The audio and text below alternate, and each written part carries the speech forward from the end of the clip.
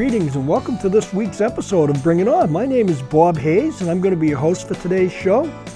I have Don Howard with me, who's a water commissioner from the town of Hanson, and he is also an esteemed member of the Board of Selectmen from the town of Hanson. Don and I are going to talk a little bit about the previous water problems in Hanson and some current events that are going on in Hanson, but before we get started, I just want to make a couple announcements. It's going to be kind of a new add to this show to tell you what's going on in town. School starts August 31st at Whitman-Hanson Regional School System, which is 20 some odd days from the date of this show. And also on September 17th at 6:30 at night, Whitman-Hanson Alumni Association will be running their yearly fundraiser to fund scholarships and several different things that they do within the community at McGuigan's Pub. They have a lot of items to raffle. They have a bunch of stuff going on. So if you would like to come on down, anyone can come. It's open to the public, and we're hoping to have a giant turnout of Whitman-Hanson alumni. So, again, like I said, Don Howard's with me today. Don, thank you for coming in. Oh, you're welcome. Don, over the last few months or 3 months, there's been a lot of confusion, maybe a lot of stuff going on with what's happening in the water at the town of Hanson. Right.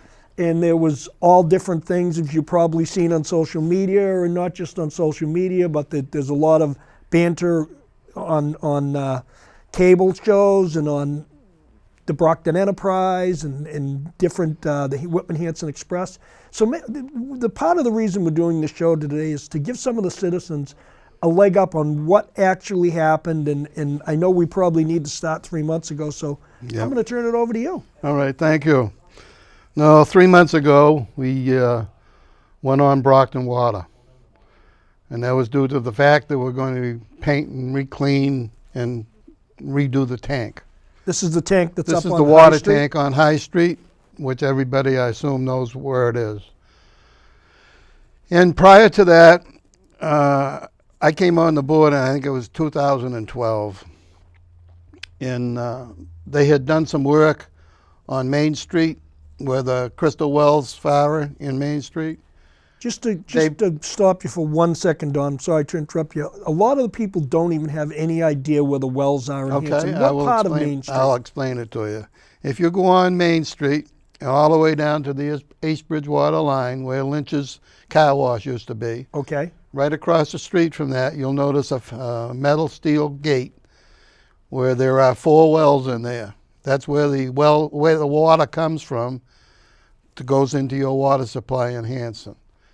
And prior to that, like I said, in 2012, I was told that there was a new installation of a water pipe from the 24-inch water pipe from Brockton to connect into a 12-inch water pipe that Hanson had in there that is pumped through, and it comes out by West Washington Street where it's pumped into the system.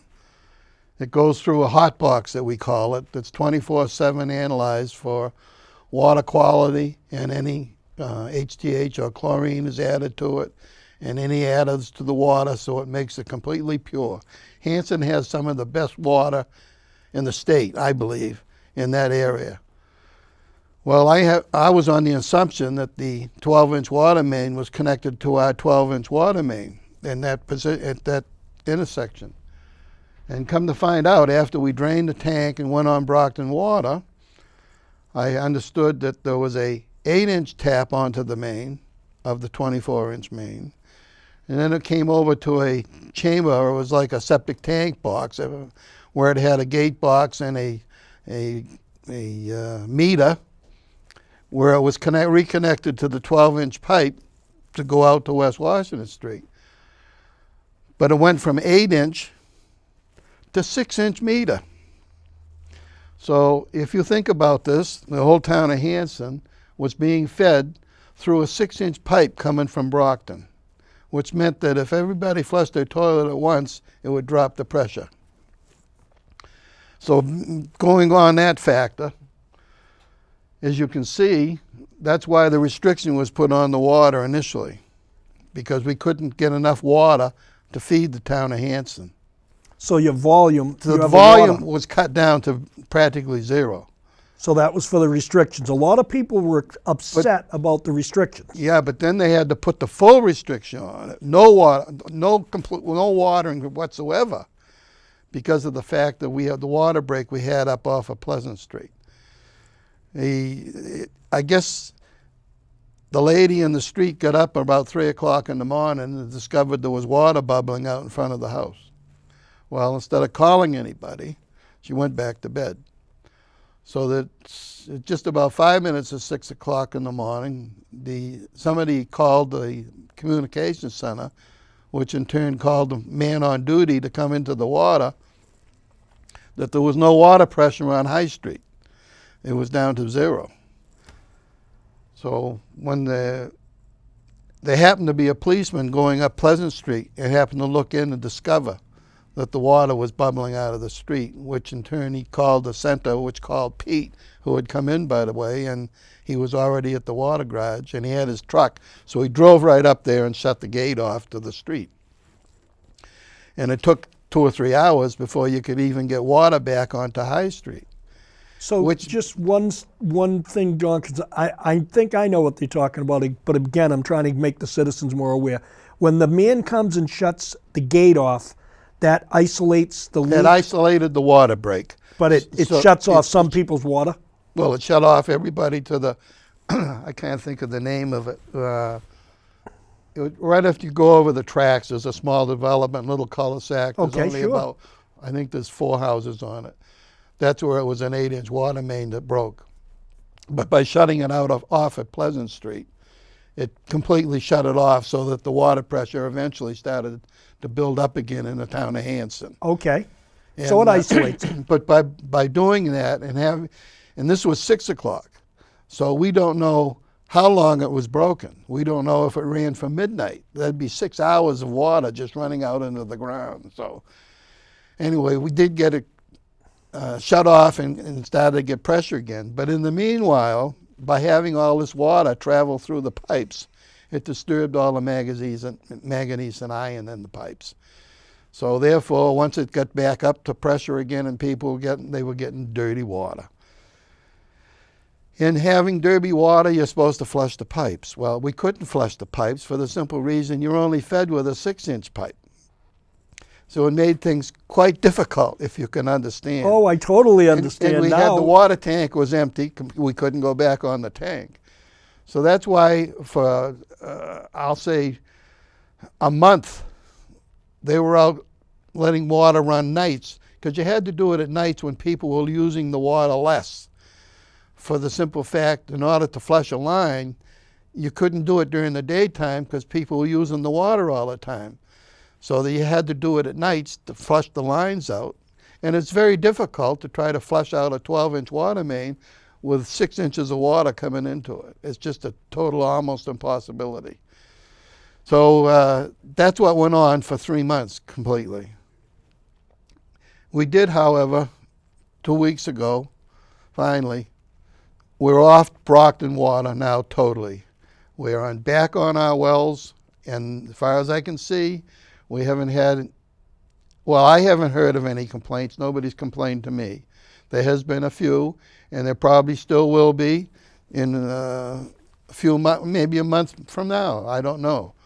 But once the tank has been filled, and it's clean water, it took us almost a month to fill the water because we had to fill the water at night and not during the daytime, because coming through the 6-inch water main, that it was we had some very smart operators. What they did is, by filling it at night, we used our own wells. So we were pumping more of our own wells for the clean water to fill the tank. So that therefore, once it was filled, we've got a tank full of 1 million gallons of water to work from. Now, Dawn, a lot of people ask, and again, I'm asking these questions trying to just alleviate some of the issues that I see. The water tank up on High Street, the reason it's there, and correct me if I'm wrong, is to increase the water pressure in the town? No, it doesn't increase the water pressure, it's the volume. Okay. It's the volume of water. The water pressure is because of the height of the tank. So by having 1 million gallons, like they say, standby, We're still pumping 650 to 800 or 750 gallons, 1,000 gallons a day. And the pumps are all set and regulated so that at different heights, the pumps will shut off as the tank gets full. It's all automatic, which makes it very nice and handy. So I think we're using, on a normal day, they'd use like 650,000 gallons of water if that was a rainy, overcast day. But on a sunny day, it's up over 850,000. And I have to thank the residents in town of Hanson for obeying the complete water ban, because if you hadn't, we would have had a lot more problems. But on that factor, still, on a real sunny weekend that we had through a couple of those months, they were pumping, we were getting charged by Brockton 850,000 gallons of water, and we normally use 650. So you can see there was some green lawns in Hanson, or gardens, or whatever I can say, but I do appreciate the residents in Hanson that did try to conserve and not use the water, because it was a very bad situation for the simple fact, if we had had a bad fire, we wouldn't have been able to have the water to put the fire out. Hanson is also have two other Rockland Abington water, which comes down Route 14 to Liberty Street, to Spring Street, to Beach Hill. That's a 16-inch water main. And we do have residents on Rockland Abington. And if there was a fire in that area, there would have been hydrants to be able to use for there, the same as on Route 27. But as far as fire service on the north end of town, it would have been yeah, you know what I mean. Devastated. Devastated if we'd had some type of a fire up there. And we did have a water break up there on East Washington Street, which did confuse other things during that day, and it took about a week or so to get the discoloration back to normal on that. So it's been a terrible month, a terrible 3 months for the town of Hanson, I'll say. And I'm glad we're back on it. But on the next factor, on the last water meeting, I also brought up the fact, and we've also got some paraphernalia there that we can look to. But while I'm commissioner, and before I get off it in 3 years, I hope to have another water tank on High Street, another 1 million gallon one. And it's all going to be paid for through a bond that we can do on a 20-year bond, and the people in Hanson won't even notice it because it'll come out of the water revenue. And by doing so, having 2 tanks up there, as I ride around town, there's about 3 or 4 different areas right now that there's a lot of condos going up. We're going to be using a lot more water in Hanson. I'm sure Hanson's going to be around in 50 years. So I'm thinking about now, if you put the tank up now, it's going to be cheaper to put the tank up, get it done and over with, so that in 20 years after it's completed, it'll be paid for, and they can go back to doing their normal work or whatever else they have to do with the water department. I think it's the only way to go. As you people can read around and listen to all the different towns around here now, Cohasset, Hingham, Hull, all of them are having water problems. And Hanson isn't any different, but we do have the good wells. We also have up on East Washington Street between Old Pine Drive and State Street, there's a conservation area up in there, which we've already been talking to the conservation people and we're exploring it to put a well in the North River watershed. All 4 wells in Hanson are in the Taunton watershed district. And by getting another well in another watershed, it'll be beneficial for the town. In fact, and I'd like to see a couple of them up there. And we do have a couple areas that we're exploring on now, and there's a good possibility in a couple of 3 years there will be another well up there. So the water department's not doing anything. We're trying to correct the situation that we have, and it'll be beneficial for the residents of the town of Hanson. Don, and this might be a question that's difficult how many people don't understand, I don't think, and again, I'm not trying to speak for them, how many miles of pipes are there in Hanson, like water pipes? Is it like 40 miles, 30 How miles? many miles 50? of road are in there? I don't know. That's a good question. I It's don't over know. 80. Over 80 miles. So there's 80 miles of pipes that the water department is responsible for. Right. And some of those pipes could probably be as old as 75 years. Or 100. 100 years. So when you change, these are questions, when you change water pressure from a 12-inch main to a 6-inch pipe, or as you would describe to me Some earlier. of the old cast iron pipes, I don't think have been built for the pressures of today. And sometimes you'll get a pipe that, most of the pipes when they crack on a radial crack around the pipe, Okay. which is easily to be repaired. But sometimes as the steel gets old, the molecules get in it, gets separated sometimes. And if you get an overpressure, it'll blow out the top of the pipe, or it'll laterally blow on the side of the pipe, which you have to cut out a section and replace the pipe. And the new ductile iron pipe that they use today, it's altogether different. It's more strength, it can hold a lot more pressure, and but the town can't afford to replace all the pipes that are in the ground. That was going to be. telling you. That was going to be my next question. We also have some transite pipe that has to be replaced in town, and there's sections of it this year already. The contract has been signed, and they're going to start, I think, the middle of this month or near the end of this month on Montponset Street, and there's 3 other developments over in Montponset area that they're going to replace the pipes. When the people find out about it, there's going to be signs up. They're going to be notified. You won't lose your water pressure or anything during the construction.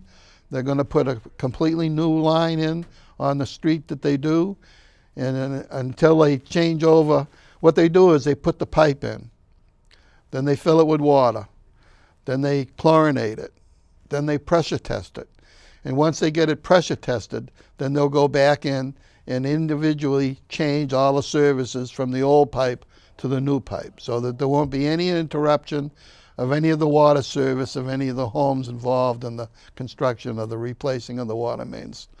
Does that answer some of your questions? Oh, it's tremendous. I mean, because people have asked, they say, why don't they just replace all of the pipes? And one of my answers to that question was, it's probably $100 million. Yes. Because you have to dig the streets, then you have to replace the pipes, then you have to wait for the street to settle, then pave it. You put the pipes in now, but after the pipes are in the ground, then you can transfer them from the old to the new. It's a process that it doesn't affect any of the households in Hanson as the water's being replaced. The old pipes will stay right in the ground. But you still have to dig the holes in the ground to put the new pipes in. Well, that's going to be the problem. But people will still be able to drive around it and go in and out of their yards. It's not going to be a completely disaster thing like it was with the changing of the water. No. Well, and that's what I'm saying. You know, you have some people who say, well, just replace all the pipes. They think it's like replacing the garden hose. Well, you can't. It's just millions of dollars. That, everybody. Right. And Exactly. basically, I think normally all the residents in Hanson do realize that. I mean, it's a pipe that's 5 feet in the ground that supplies your water, and to replace it, you leave the old pipe in, and you put the other one either next to it or near it or whatever. So it's a process that's going to be done this year, and some of the residents that are involved in it will realize, and they can see what's happening. Now, there's also been discussion about, you had touched on Abington Rockland. I believe I have Abington Rockland water at my house. I live off of West Washington Street, and it comes right through. I've never had discolored water. I believe I'm on Abington Rockland. West Washington Street, where? I'm on Green Grove, and it cuts right over to, which is Liberty. It cuts into Tavern Way and Partridge Way, and then over to Green Grove. So I'm pretty sure that I'm on Abington Rockland. But where's the main come in off of West Washington Street? I couldn't tell you. I have no idea. But I'll have to look it up for you. The point that I'm making is, we have Abington Rockland traveling through Hanson. Right. We have Brockton, which is Silver Lake. Is that correct? Silver Lake, that travels through Hanson. That too. also travels through Hanson, and there's always been this thing about hydrants sinking and whose responsibility it is to take care, because people don't really think about the enormity of what happens, as you mentioned, in a devastating fire with no water pressure. Right. And there was some talk about why isn't the Hanson Water Department over raising the hydrants on Main Street? And I believe the answer to the question I got was that's a Brockton hydrant. I'm trying to think of on the north side of Main Street, I think there are Brockton hydrants. And on the south side of Main Street, I think there's Hanson hydrants. There are they're different colored painted. I'm thinking black one. I think the black top ones are Brockton's, and the Hanson's tops are the orange hydrants. So if Brockton water comes out of Silver Lake and the Montponsets, I know that you're on another committee that has something to do with both of the Montponset lakes Ponds. Feeding. Yes. Can you just touch on that a little bit? Because that's confusing also. Brockton has a 1964 legislative act that they can take water from Montponset Pond. The act states that they can only take the water from October until May. They had to put a dam in on Stump Brook, that's over in Burridge off of Pleasant Street, to raise the water level to 53 feet, because Brockton cannot take water out of Montponset Pond unless the elevation of the East Lake, which goes over on Route 36, where Brockton takes the water from, has to be 52 feet above sea level. That's the only time they can take the water. Right now, Hanson and Halifax would love to see Stump Brook gates open at the dam where Brockton dammed it up so that they can lower the level, because we have a cyanobacteria problem in West Lake. And Brockton can't take the water from the ponds unless it's below 70,000 cells per million. And right now, it's in West Lake itself, personally, it's up almost 800,000 cells per million, which Brockton can't take the water now anyway, because it's devastating if they ever took the water and put it into Silver Lake, because if they put the cyanobacteria in Silver Lake, at some point in time, they're going to lose their water supply. I'm saying that, and people probably don't agree with me, but I've dealt with water since 1957, and I've worked all over New England through John Hoadley, and my last employment was P.A. Landers, and I do have a lot of knowledge and worth of water. And I am on the committee on the new Central Plymouth County Plymouth County Central Water Division that we're trying to help Brockton. The times the pond has been treated, Halifax and Hanson puts the money up, and Brockton has never contributed any money to help us.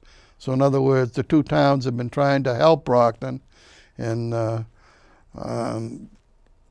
it's too bad. I mean, we have to all get together. Water in this world today is the most important thing, and people don't realize it. Oh, without it, you're in big trouble. What is the cyanobacteria? Is it from septic runoff? Is it from plants or fish? Halifax and Hanson, over the past, I'll say, 5 years, they've corrected most of the sewage systems over there. Woodbine Avenue, Ocean Avenue, they've all been corrected, so that it's not there.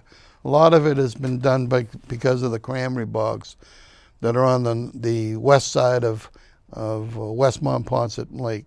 And the cranberry company is working with everybody also. They're trying to put filter systems in before they dump the water and correct everything. Everybody's working together.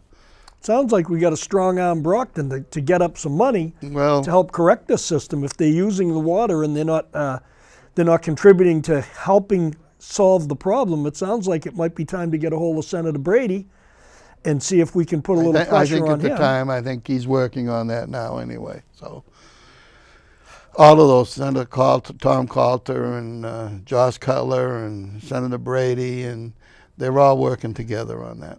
Well, that's great, because you need you need everybody cooperating to Right. help this, because water is our largest resource. Yes. Is there any danger with the Brockton water mains? I know that that's something that people say it runs down Main Street, and if it bursts, there's problems, and No. it's 20 feet in the ground, and No, it's you know. not. It's probably 6 feet at the most, or maybe 7. And there's no harm there. It's been running there for years, and it's old pipe. And as you know, they had a bad break over in East Bridgewater on Central Street back earlier. Yeah, they had a car that, in fact, Well, is the that guy the one drove the car out fell of his into? garage and drove into it. Yeah. But that was his mistake. He should have left it in the garage. But that was repaired.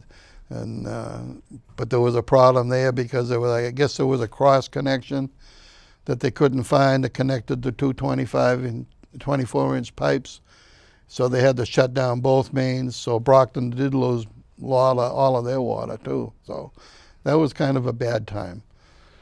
And Hanson couldn't give them anything. So we're just pumping enough for ourselves. So. Wow, it's quite a system that's underground with all of these things. Oh, people, yes, people like a just big think it's spider kind web. of easy. It sounds like a spider web. It Yeah, really it is. does. I mean, it's a big spider web. You think about it, all the roads that are around, and like Hanson, I'll just take one street for instance, East Washington Street that runs from Winter to State Street. There's Christopher Lane, there's Harvey Circle, there's Wagon Trail, and Carriage Road, and Old Pine Drive, and Puritan Road. There's side streets that are off of it. You talk about flushing. To be able to flush that road, that main on East Washington Street, you should be able to shut off gates so that they aren't going to any of those streets I named. Mm-hmm. And the problem with it is working with water. There's 9 gates that are between Estate Street and Winter Street on Wow. East Washington. There should be 20. Be able to control water. So Hanson does have a difficulty flushing because of the fact they have to shut off so many main streets around to control the water till it just runs down one pipe. And that's another problem that the water department is. We are installing gates at different times to try to rectify this problem. wow.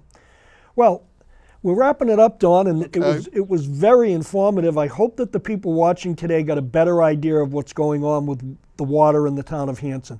The water department appears to be doing as much as they can. There's 80 miles of roads, and you can imagine all the pipes and what it looks like. So if you have any questions or any water questions or any questions that you'd like to ask me, you can contact me on my cell phone at 617-538-0189, or you can email me at bobhayes4433@gmail.com. And again, we thank you for watching. We hope that it's been something that has give you a little bit of background on what goes on in Hanson. Thanks again, and thank you, Don. Oh, you're welcome.